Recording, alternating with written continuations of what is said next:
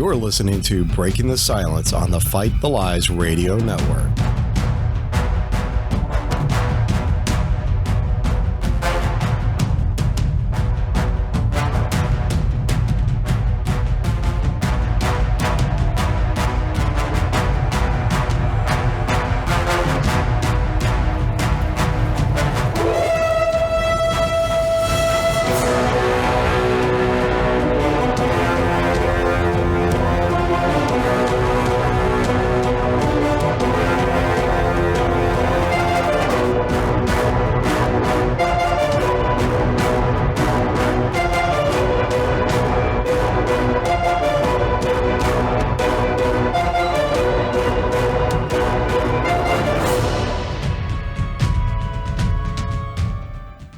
The episode you're about to hear, I originally recorded on June 30th, 2016, and, well, life's been busy and I procrastinate, so I am just now getting to editing it here on July 15th, but my point being to recording this bit of an extra commentary is that I recorded this episode before the craze that's called Pokemon Go came out. Now, I don't think anything is inherently wrong with Pokemon. I don't think it's charged with demons. I don't think you're going to get demonized or anything else by playing Pokemon. However, I think it's a sad commentary on us as human beings that suddenly everyone is just so completely obsessed with this, as if we don't walk around enough with our cell phones while not looking at our surroundings. And I had to record this because it lines right up with my spiel that's about to be presented to you following this. And people argue that, well, it's good because it's getting people out and being active and yada, yada, yada. And to that I say, well, that's all well and good, but shouldn't we have plenty of other more tangible, meaningful motivators to get out and get active? Like me, for example, I have 2 dogs and it's been blazing hot here in my area, Virginia Beach, Virginia. We get like tropical level humidity this time of year. And it's been, heat index of 107 and stuff like that. And plus I have this sort of injury to my foot that I've been recovering from. So I haven't really been out walking my dogs for a while now, and I'm feeling guilty about that. But that's besides the point. The point being is that, I have this motivator for my dogs that I should get out and get active. If I don't do that, but yet I'll get out and do it because of Pokemon, what does that say to me about myself as a human being? And again, I don't think there's anything inherently wrong with Pokemon. I just think it's a symptom of a greater disease that we all have, and that is this electronic addiction that we have, this thing we've been seduced by and we just cannot take our attention away from. And it was bad enough with computers and TV and everything else. And now that we have smartphones, it's right there, instant gratification, instant immersion. And I just think we really need to try to get back to ourselves as human beings. Anyways, okay, end rant, and thank you for listening to this upcoming further rant. Hi, and welcome to Breaking the Silence, Episode 5, Electronic Seduction. So, I'm titling this the title that it is because this is what's been on my mind lately. Partially because I see it in my own life and I see it in everyone else's life. Look, we're in 2016 and really, I'll date myself here. I'm 44 years old, and back when I was growing up around, 10 years old, I got my first Atari. And I think ever since that time, I've had that element in my life. But we could be talking about video games, or we could be talking about internet use in general, phones, computers, tablets, whatever. We could be talking about television. Whatever it is, we live in this world today where we have probably, as the writer says, we live in the best of times and the worst of times. We have these things at our fingertips at any given moment that we don't have to be bored at all. And I mean, let me tell you, I have as much of a habit of it as anybody. The moment I start to get bored, It's which electronic device am I going to grab? My phone that's right beside me, and now I'm sucked into whatever social media site or whatever website or activity that it offers? Or am I going to turn on my laptop and do sort of the same thing or play a video game? Am I going to turn on the Xbox and play a video game? Am I going to turn on my TV? Am I going to turn on my TV and go to the Chromecast and watch a movie or a show on there? Because honestly, I don't really watch much broadcast television because of the usual considerations as far as what's good and acceptable aside. Most of the stuff that's on broadcast television is garbage. Honestly, I did away with my cable and just have one of those little digital antennas that sometimes works well, sometimes really sucks. I did that because I really don't use it. And so anyways, I've just had this on my mind lately because, well, like I said, I see it in myself and I see it in so many others. I see it in my marriage. I mean, we could be in the same room and yet be separate from one another, in the same room but disconnected. I'm in my electronic utopia and she's in hers. And then ironically, half the time you end up totally dissatisfied and many other times just aggravated with something someone says online or something someone posted, an article you read or whatever. So let's talk about this from the perspective of both someone who is just your average Joe in this world who doesn't have any sort of spiritual beliefs. And then let's talk about it from the point of view of someone who is a professed biblical believer, a quote Christian. For those who don't have a spiritual worldview, this to me has really sort of become in a lot of ways that replacement. Because honestly, from my point of view, we all have that desire for something that transcends our normal mundane lives. We have a desire for something more, something, well, unnatural, something even supernatural. And we have a desire, obviously, to be connected to someone or something else. And so if you're one who doesn't have your spiritual void filled, then I think that you're even more vulnerable to this addiction, this seduction of the electronic realm. And don't get me wrong, I don't think that the electronic realm in and of itself is a bad thing. We have great tools at our hands to learn, to research things, as I've talked about so many times. You know, you don't have to go scouring the world. You don't have to use your lifetime savings to charter a ship and go and to research something on some esoteric topic. You can just type away and before you know it, you're there. And, you know, there's nothing wrong with other things that are, quote, more trivial, like playing a video game. You know, I do it all the time, more than I should. And that's the problem. Take your pick, as long as you're not going into other territory, like, say, porn or something like that. There's nothing in and of itself that's wrong with it, but it's how much of it are you doing? And it's not even a matter of, is it wrong according to someone else or something else? It is a matter of, is it wrong for you? Is the majority of your life being spent staring at a screen? I mean, really think about how unnatural that is.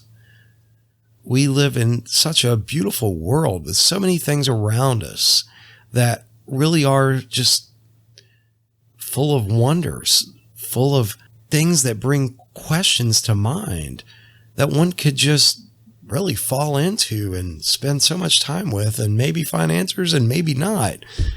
But we have all these things around us that, you know, even today, science can't fully explain.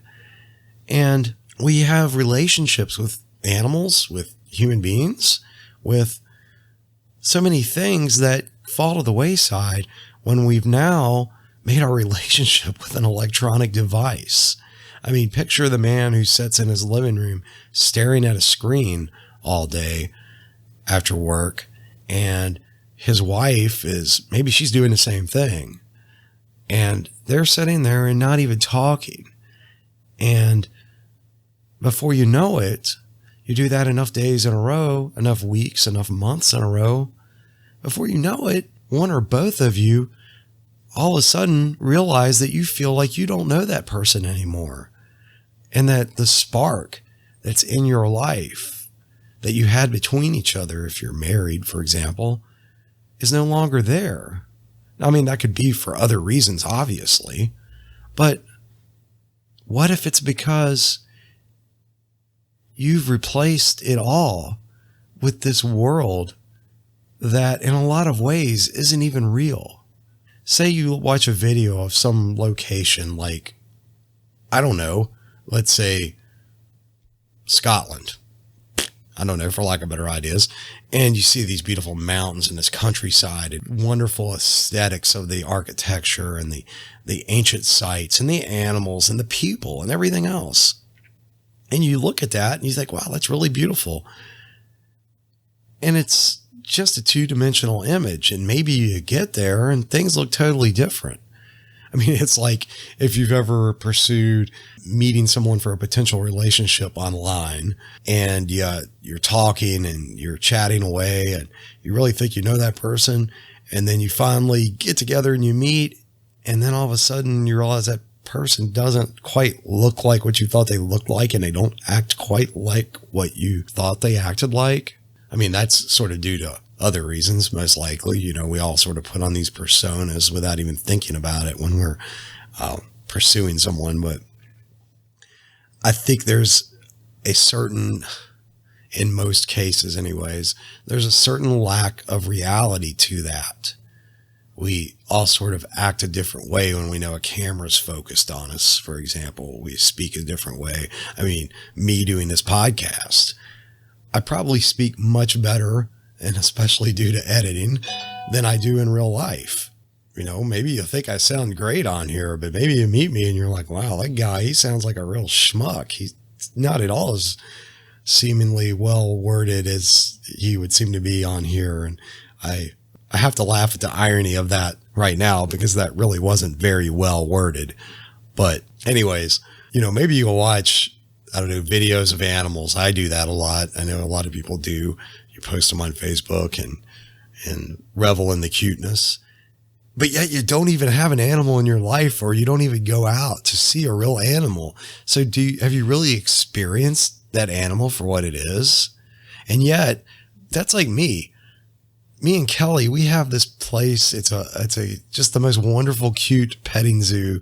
That's, I don't know, like not even 10 minutes away from us. And, you know, you go there, you pay $1 for a cup of food and you get to hand feed all these animals and they love you until you run out of food and then they move on. But yet we could be sitting here and watching these videos and we're not even going there and it's only 10 minutes away. And you may even have this thought strike your mind, this sort of moment of clarity where you realize that, and yet once again get your senses dulled and your mind forgets because you're back to the internet and back to all the things that distract you and consume you there. So, wow. I really don't mean to ramble on this podcast. I don't think it's going to be a very long one. It's just something that's been on my mind, as I keep saying, that I've seen repeated in my life many times that, you know, it's really for most of my life, that's all I've known. I mean, if you're under 40-ish, then it probably is just so very natural to you that these things are all around us. I mean, I remember when I was growing up, we didn't have cell phones then, but we had, you know, you had TV, of course, and you had video game systems and you had arcades. And then I even remember we got these watches that you could play like Pac-Man on. It had a little tiny joystick. And sadly, my teacher took mine away from me because I was playing it in class. It's the most heartbreaking thing. And anyways, you know, as time went by, of course, PCs became common, and I got one when I was like about 18. And from that moment on, it was just been this wild, crazy ride ever since. And, you know, I've gained a lot out of it because when I was in the public education system, it really did so very little for me. I mean, if you're someone who has been in the public education system, you know what I mean. I mean, it's mostly indoctrination.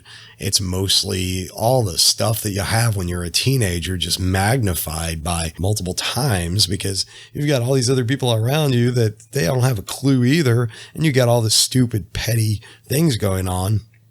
And the last thing you're going to do is learn something meaningful that's going to stick with you, at least the majority of us. And the last thing you're going to do is really gain real wisdom and real depth. And you're not going to have the freedom to go and actually do research onto something that you're passionate about.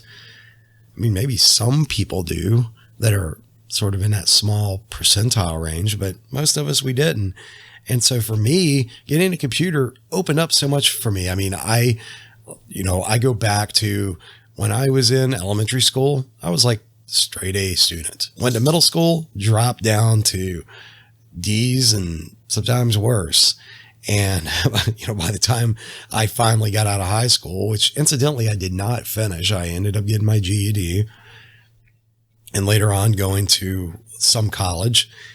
And so it wasn't till much later that my mind actually had something to feed on, that I actually learned that, wow, it's kind of cool to have knowledge and to have some intelligence. Because at least back then, being intelligent and having any sort of depth, it was so mocked and frowned upon. I mean, today it is, right? I mean, if you say something intelligent to the average person, you gotta watch the videos. I mean, watch TV, whatever. And generally, that person's mocked. I mean, especially if you talk about something that's, quote, a conspiracy, you're ridiculed and mocked because you looked at the world, looked at an event, looked at people who were in power and questioned whether maybe it might have been in some certain number of people's best interest to manipulate circumstances or to set up circumstances and events to achieve something. I mean, you're mocked, you're ridiculed, for thinking, for having critical thought. I mean, critical thought today is such a rare thing. So, am I ranting again? I think I am. And sorry, that's my phone that keeps notifying me of things. I have recently sought to perhaps get a new vehicle. And as of about 5 minutes after inquiring online, I've immediately starting getting phone calls. And I think I've gotten probably about 25 phone calls in the past 24 hours. I mean, it's amazing. I know what women feel like when they go onto dating sites and put a profile up now, because you get hoarded and it's kind of funny. But anyways, electronic seduction. I call it that because really that's what it is. We have these flashy things, these beautiful things, these things that draw us in and compel us to dive into it and give ourselves over to it. And again, like I said, I think our very natures are that we want something more, something outside of ourselves. And I would argue even something outside of human experience, something outside of what another human being can offer. And we have these, let's talk about video games. You have these worlds that, people who are very talented, who are very much what I would call an artist, who create these worlds, these virtual universes that you could go into and you can escape this horrible reality that we live in as much as you want to. And let me tell you, I've done it. And I don't think there's anything wrong with it to a certain extent. And as long as you keep things in perspective and you keep yourself under control. But that's the problem, you see, because everything in the electronic realm, let's go back to TV and you watch your average television show and the commercials that come along with it. And it's all designed to keep your attention. Obviously, they do things in these, like say you'll watch a commercial. How long is it on average? About 30 seconds or less. And that's because, people who do these studies have figured out that the average person's attention span is best kept with a time of about 30 seconds or less. Any more, you'll lose them. And so that's what we have commonly. And watch your average TV show or movie and everything's just fast paced explosions, bam, this and that. You can't have like deep, long, thoughtful dialogue because you're going to lose people. They get bored. I mean, perfect example, Batman versus Superman. Most people, I don't know, all the reviewers hated it, and I've heard a lot of people that didn't like it. I actually liked it, and the reason I liked it was probably the reason a lot of people didn't like it, and that was because of the long periods of dialogue and sort of just portrayals of characters who are really sort of trying to work things out in their minds and their hearts. And for me, that meant something. That was actually a draw for me, maybe because I'm very introspective, maybe because I do spend a lot of time thinking about things. And whether we're talking about pains in our lives from our past or whether we're talking about possibilities of the future, I think it's a perfect example because most people who didn't like it, I think it was because it couldn't keep their attention. They were bored. I love the Marvel movies. And one of the things with that is it's the prime example of how to keep people's attention in an audience because it's just rapid fire, fast paced, no long drawn out dialogue. It's all one action scene to the other. And, sometimes that's great, but I think we have to be aware that these things can be very unhealthy because if you're one who would at least aspire to be more well-read, to be more well-studied, informed, this type of conditioning that we have in electronic mediums runs completely counter to that. Me personally, because of all the saturation I have with the electronic realm, I have a very hard time sitting down and reading and staying focused on it and not getting bored. And well, a lot of times if it's in the evening, not falling asleep, but that's all another thing is I get up at 4 a.m. for work. But I see in my own life how damaging it is. And I want to change that. And, sometimes I don't really know how best to go about that because more and more in our modern world, everything is becoming digitized. Everything is done via electronic means. I mean, whether you want to research something, whether you want to play a game, forget board games, right? Whether you want to order a pizza or order a product that you might have walked into a store like, I don't know, I hate to say Walmart because I'm not a big fan, but let's say Walmart and bought. Now you're doing it online. And again, nothing wrong with that, but it's just this move to everything being in that realm. And I guess foundationally, my point is that we can use all those things.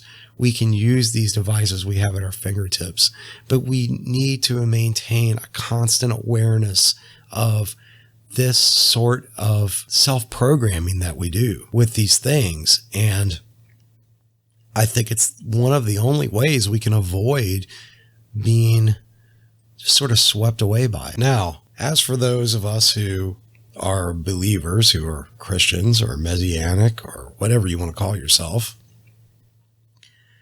I would say this is particularly damaging for us because the rest of the people out there, the majority of the world who aren't, well, of course it is for them. Of course, it's something that sort of impedes them from moving forward, from maybe even hearing other voices. But for us, if our number one thing is to grow closer to God, to understand His Word, to be a light to others, to witness to others, what are we doing to ourselves by being caught up in all the electronic distractions? What are we doing to ourselves when we can't or don't spend time reading His Word because we're too busy doing whatever we are doing on our electronic devices? And again, I want to emphasize, I am in no place of righteousness in this because I have done it far too much. Yeah, there is good that can be done with it. I'd like to think what I'm doing right now is, I'd like to think that going onto a social media site and setting up some kind of way or participating in some kind of way of reaching out to others and being a good witness, I'd like to think that that's a good thing. But we have to be honest with ourselves, not because God is condemning us, not because of any authority looking down upon us, but because we have to look at our lives, and each and every one of you knows, because you hear that voice of your conscience or God saying, hey, you're doing this too much. Hey, you haven't been doing this. Hey, you haven't been doing that. And I think our senses get so dulled to that, just like the word says, when it speaks of us growing callous to the Holy Spirit, because we've been ignoring him for so long. I think that in the same way, we have the same thing happen with the electronic world, because we shut him and his things, his word, his agenda out. And yeah, we don't do it on purpose. Well, maybe sometimes we do, but it's one of those things that we fall into, and sometimes for good reasons.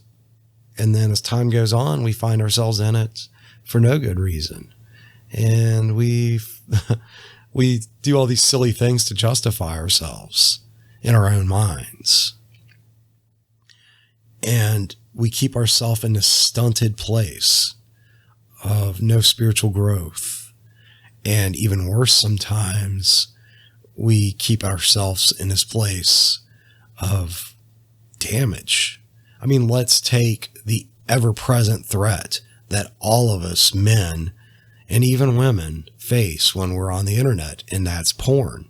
I mean, it's at your fingertips. It's free. You don't have to hardly do anything to find it.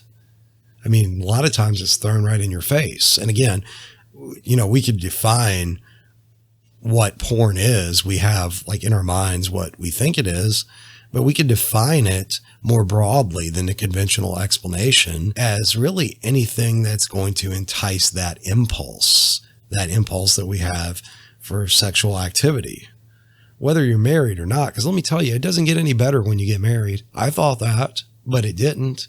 It actually honestly got worse after I got married, because we have this preconception of what marriage is going to be like, that, you know, I'm not going to mince words here. We think we're going to be having sex all the time, every day. Bam, get home from work, I'm ready. Bam, get up in the morning, it's happening. And guess what? Maybe at first it does, but after a while, that is not happening. And honestly, I mean, you know, you sort of, even as a guy, you sort of gets a little, I don't want to say it gets old, but it's not, it's like anything else. After a while, it's not quite what it once was to you. And we still have those impulses and temptations. They don't go away. And when we're submersed in the electronic world on the internet, man, you are in such a danger zone. And let me tell you, I struggled with this sin for years, and it's still, I'll be totally honest, it's still something that I face temptation with. And if you're honest with yourself, you have to say probably most of you do as well, because our culture is so hypersexualized.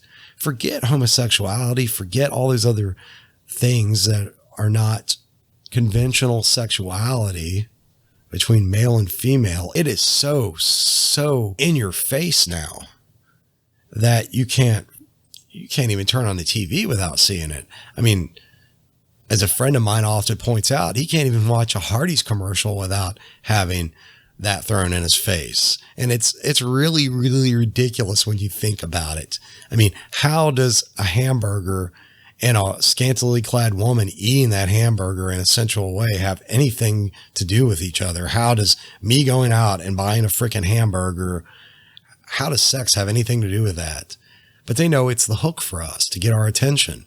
And then we're like zombies. Oh, I must have hamburger, because we had our attention focused on there, and then our minds were susceptible to the suggestion of what they wanted us to get. And I mean, that same thing goes with almost everything. And, you know, one could argue, well, you know, if you didn't have those thoughts to begin with, then that wouldn't happen. And it's just because you think that way that you see it that way. Well, guess what? All of us are wired that way.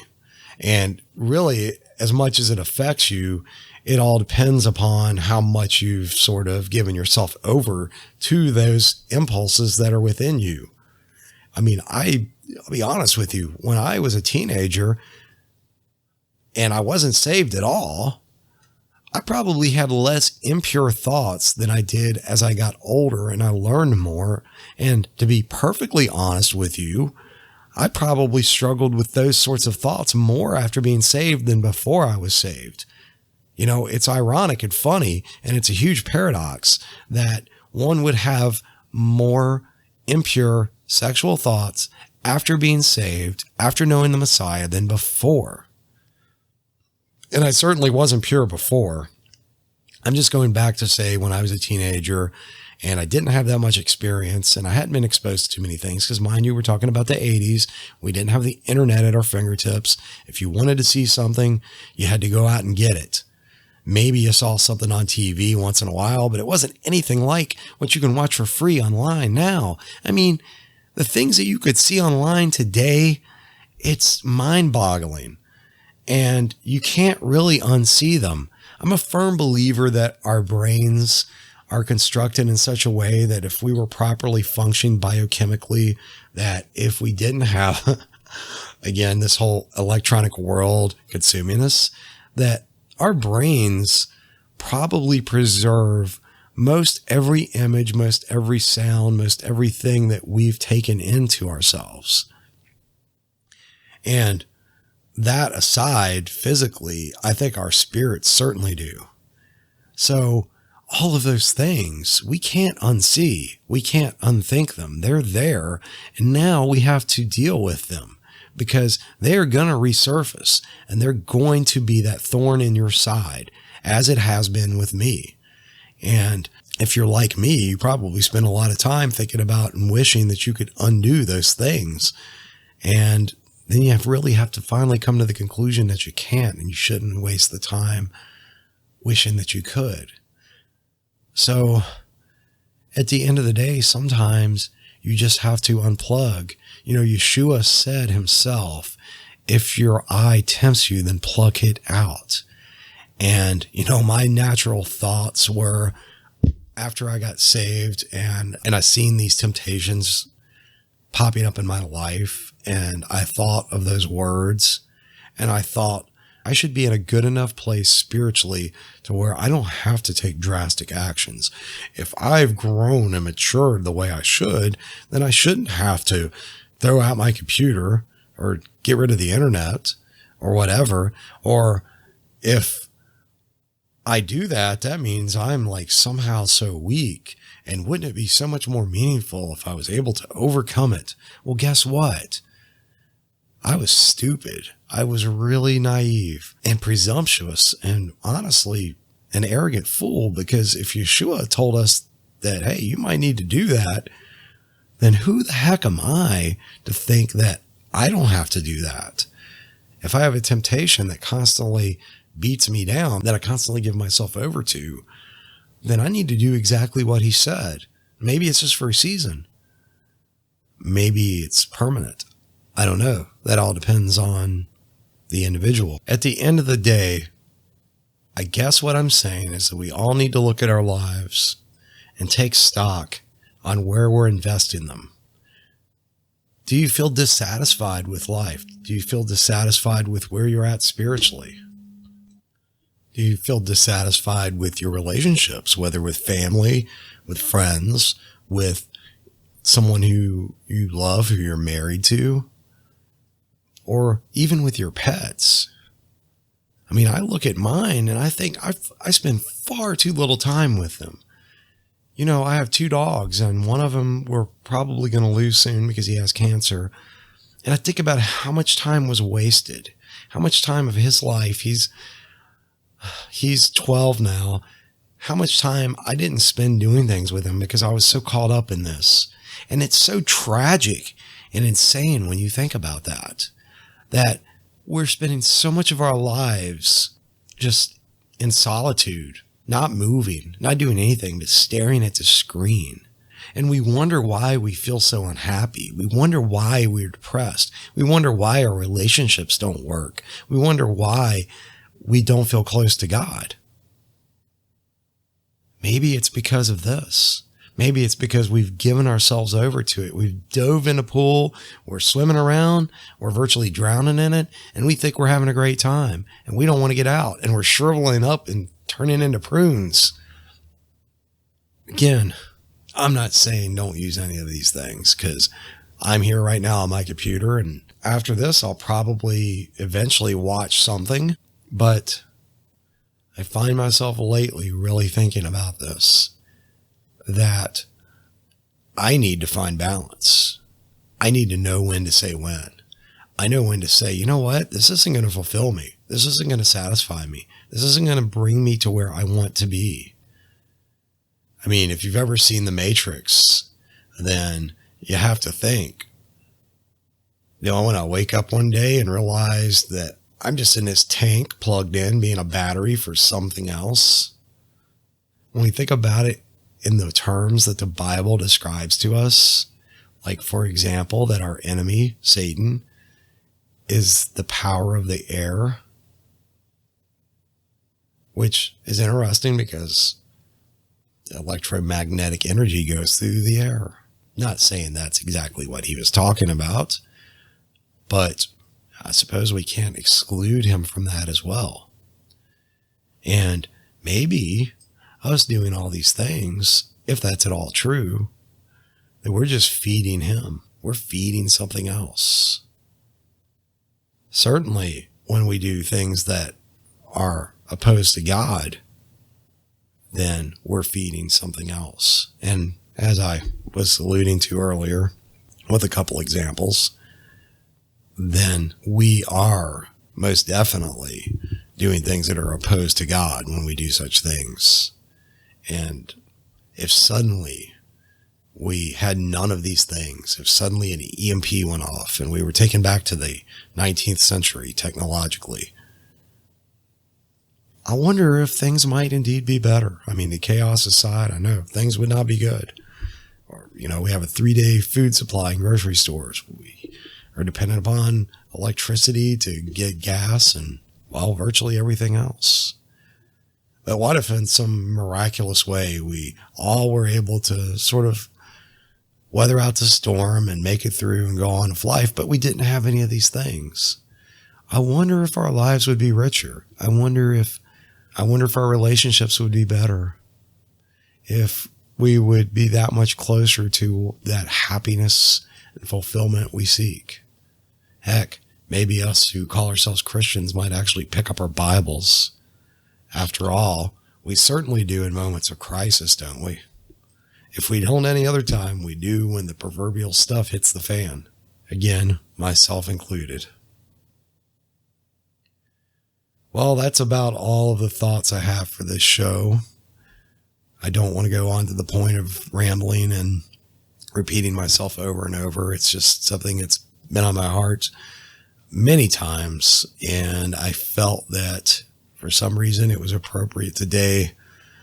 I think, as has sort of been a theme lately for us and others, we're living in this climate of confusion and fear. And how do we get so much of it? What's the cup that we're drinking out of that has all of that confusion and fear in it? It's the electronic world. Take your pick of which device. So maybe sometimes we need to refuse to drink out of the cup. Because after all, it really is a cup of madness. Look at it all right now. All the craziness that's going on in whatever country you live in. It really is madness, and we need to decide, do we want to be mad ourselves, or do we want something more? So as I'm done with this topic today, I just wanted to sort of update everyone. I have been, as I mentioned in the last show, I've been talking to some individuals, and some things are in the works. Hopefully some guests on the show, so you're not just listening to me. And actually yours truly is well, let's just say possibly going to be a guest on some other shows.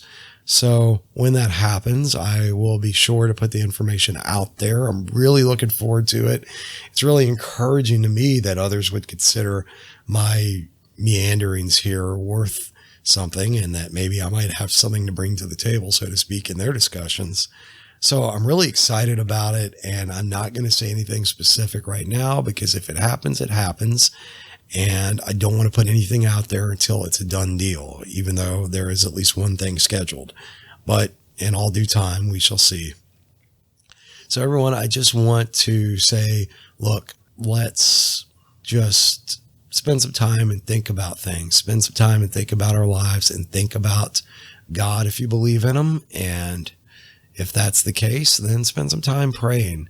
I'm trying to do it more myself. And anyone on that note who needs prayer, by all means, me and Kelly would love to pray for you. Contact us. All the information is either on our website or on our Facebook site. And we would love to hear from you, whether it's just because you have some thoughts to share, whether you need someone to talk to, or whether you might even be interested in being on the show. There is something I would like to do aside from some of the people I've been talking to. I would very much be interested in having guests on the show who either would like to give their testimonies or maybe engage in a conversation about certain topics. Of course, as we would have to have a chat and get to know one another, we could see if those are topics that we would want to discuss. And if we both were in agreement and felt that they were good, then it would be a great thing to do. So guys, as always, the door's always open. Shoot us a message or an email or whatever it may be, and we will definitely get back to you. As always, thanks for listening and considering the things I have to say. Goodbye, and may God bless you. Breaking the Silence is a production of Fight the Lies Ministries. Visit us at ftlradio.net. This program is released under Creative Commons Attribution, Non-Commercial, No Derivatives 4.0 International License. Intro and outro music by Kevin MacLeod at incompetech.com.